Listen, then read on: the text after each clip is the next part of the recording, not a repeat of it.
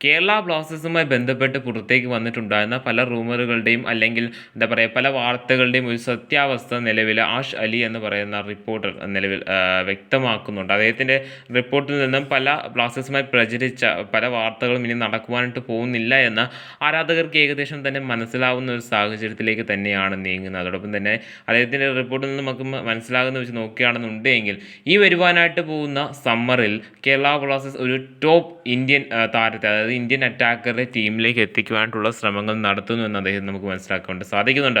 ISL തന്നെ വളരെയധികം experience ആയിട്ടുള്ള ഒരുപാട് ഇന്ത്യൻ വിങ് അറ്റാക്കർമാരാണ് ഉള്ളത്. അതായത് മുന്നേറ്റ നിരയിൽ കളിക്കുന്ന ഒരുപാട് താരങ്ങളാണ് ഉള്ളത്. സോ കേരള ബ്ലാസ്റ്റേഴ്സ് വിചാരിച്ചു കഴിഞ്ഞാൽ ഒരു ടോപ്പ് പ്രയോറിറ്റി അല്ലെങ്കിൽ ഒരു ടോപ്പ് എക്സ്പീരിയൻസ്ഡ് ആയിട്ടുള്ള പ്ലെയറിനെ ടീമിലേക്ക് എത്തിക്കുവാനായിട്ട് സാധിക്കുമെന്ന് നമുക്കറിയാവുന്നതാണ്. സോ ഈ ഒരു ലിസ്റ്റ് അദ്ദേഹം പറയുന്ന മറ്റൊരു കാര്യമാണ് ദീപക് താങ്കരിയെ ടീമിലേക്ക് എത്തിക്കുവാനായിട്ട് കേരള ബ്ലാസ്റ്റേഴ്സ് മാനേജ്മെൻറ്റിന് നേരത്തെ ശ്രമം അല്ലെങ്കിൽ നേരത്തെ തീരുമാനം ഉണ്ടായിരുന്നു, അല്ലെങ്കിൽ അതുമായി ബന്ധപ്പെട്ട കാര്യങ്ങൾ ഉണ്ടായിരുന്നെങ്കിൽ പോലും നിലവിൽ അതുമായി ബന്ധപ്പെട്ട് ബ്ലാസ്റ്റേഴ്സ് ഒരു നീക്കം നടത്തുന്നില്ല എന്ന് അദ്ദേഹം വ്യക്തമാക്കുന്നുണ്ട്. സോ ഇദ്ദേഹവുമായി പ്രചരിച്ച ഒരുപാട് വാർത്ത തന്നെ ഈ ഇടയ്ക്ക് പ്രചരിക്കുന്ന ഒരു കാഴ്ച നമ്മൾ കണ്ടിട്ടുണ്ടായിരുന്നു ദീപക് താങ്കരി, അതായത് മോഹൻ ബഗാനെ വേണ്ടി മികച്ച പ്രകടനം കാഴ്ചവെക്കുന്ന one of the experienced Indian player എന്ന് വേണമെങ്കിൽ നമുക്ക് പറയുവാനായിട്ട് സാധിക്കും. ചെന്നൈയിൻ FC വളരെ മികച്ച പ്രകടനം കാഴ്ചവെച്ചതിൻ്റെ ബേസിസിൽ തന്നെയാണ് അദ്ദേഹത്തെ എന്താ പറയുക മോഹൻ ബഗാൻ ടീമിലേക്ക് എത്തിക്കുന്ന ഒരു കാഴ്ച നമ്മൾ കണ്ടിട്ടുണ്ടായിരുന്നത്. സോ അവിടെ അദ്ദേഹത്തിന് മികച്ച പ്രകടനം കാഴ്ചവെക്കാൻ സാധിച്ചിട്ടുണ്ടായിരുന്നു. അതിന് പിന്നാലെ തന്നെ ഇദ്ദേഹത്തെ കേരള ബ്ലാസ്റ്റേഴ്സ് ടീമിലേക്ക് എത്തിക്കുന്നു എന്ന തരത്തിലുള്ള വാർത്തകളൊക്കെ തന്നെ പുറത്തേക്ക് വന്നിട്ടുണ്ടായിരുന്നു. കഴിഞ്ഞ പോയ സീസണിലും ഈ ഒരു വാർത്ത വളരെയധികം സജീവമായിരുന്നു. അതായത് ഇദ്ദേഹത്തിൻ്റെ റിപ്പോർട്ട് പ്രകാരം നോക്കുകയാണെന്നുണ്ടെങ്കിൽ, അതായത് ആഷ് അലി റിപ്പോർട്ട് ചെയ്ത് വെച്ച് നോക്കുകയാണെന്നുണ്ടെങ്കിൽ ഇദ്ദേഹത്തെ ടീമിലേക്ക് എത്തിക്കുവാൻ വേണ്ടി കേരള ബ്ലാസ്റ്റേഴ്സ് മാനേജ്മെൻറ്റിന് നേരത്തെ ശ്രമം ഉണ്ടായിരുന്നുവെന്നും എന്നാൽ നിലവിൽ അതുമായി ബന്ധപ്പെട്ട ഒരു നീക്കം നടക്കുന്നില്ല എന്നും അദ്ദേഹം വ്യക്തമാക്കുന്നുണ്ട്.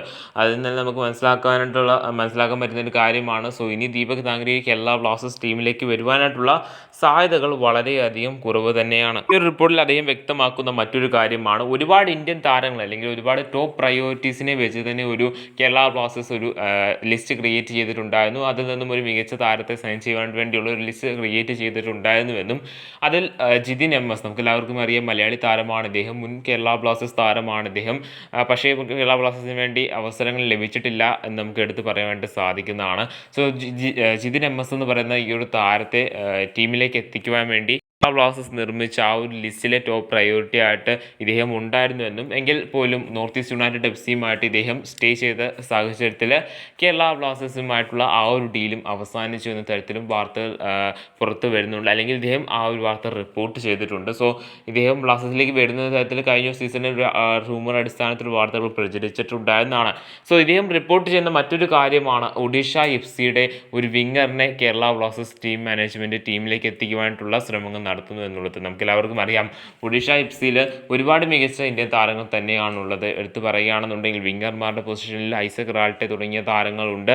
അതോടൊപ്പം തന്നെ ജെറി വാമിംഗ് തങ്ക എന്ന് പറയുന്ന താരമുണ്ട്. സോ അതിനാൽ തന്നെ ഇതിലേതിലും താരങ്ങളെയാണോ ബ്ലാസ്റ്റേഴ്സ് മാനേജ്മെൻറ്റ് ശ്രമിക്കുന്നതെന്ന് നമുക്കറിയത്തില്ല. എങ്കിൽ പോലും കണ്ടു തന്നെ അറിയേണ്ടതാണ്, അതായത് ഒഡീഷ FCക്ക് വേണ്ടി കളിച്ചിട്ടുള്ള ഏത് വിങ്ങറിനെയാണ് ബ്ലാസ്റ്റേഴ്സ് ടീം മാനേജ്മെൻറ്റ് ടീമിലേക്ക് എത്തിക്കുവാനായിട്ടുള്ള ശ്രമങ്ങൾ നടത്തുന്നതെന്ന് കണ്ടു തന്നെ അറിയേണ്ടതാണ്. പിന്നീട് ഫറൂഖ് ചൗധരിയെക്കുറിച്ച് നമ്മൾ നേരത്തെ തന്നെ ഈ ഒരു വാർത്ത റിപ്പോർട്ട് ചെയ്തിട്ടുണ്ടായിരുന്നതാണ്. ഫറൂഖ് ചൗധരി ചെന്നൈയിൻ FCയുടെ താരമായിട്ടുള്ള ഇദ്ദേഹത്തെ ടീമിലേക്ക് എത്തിക്കുവാൻ വേണ്ടി ISLൽ കേരള ബ്ലാസ്റ്റേഴ്സും ബംഗളൂരു FCയും ശ്രമിക്കുന്നുണ്ടെന്ന് നമുക്ക് തരത്തിലുള്ള വാർത്തകൾ പുറത്തേക്ക് വന്നിട്ടുണ്ടായിരുന്നതാണ്. സോ ഇദ്ദേഹത്തെ കേരള ബ്ലാസ്റ്റേഴ്സ് ടീമിലേക്ക് എത്തിക്കുവാനും ഒരു 50-50 ചാൻസ് മാത്രമേ ഉള്ളൂ എന്ന് ഇദ്ദേഹത്തിൻ്റെ റിപ്പോർട്ടിൽ നിന്ന് നമുക്ക് മനസ്സിലാക്കുവാനായിട്ട് സാധിക്കുന്നതാണ്.